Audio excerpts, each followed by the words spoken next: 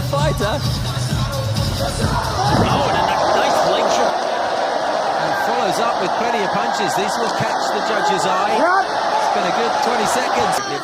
Turning these little angles, using his top foot like that to kick and free his leg. Igor moving into a mount position. He may go back over here to the cross crucifix like we were talking about. Gracie unable to defend those punches to the head. His arms are all tied up. Oh, just manages to get one hand in the way, but down come the elbows. He's got to be careful. He may stop it if he doesn't think that he's able to. He caught him behind the ear there. Yeah, and again, that was a solid right hand, and it rocked Igor Gracie. Now, can he take advantage?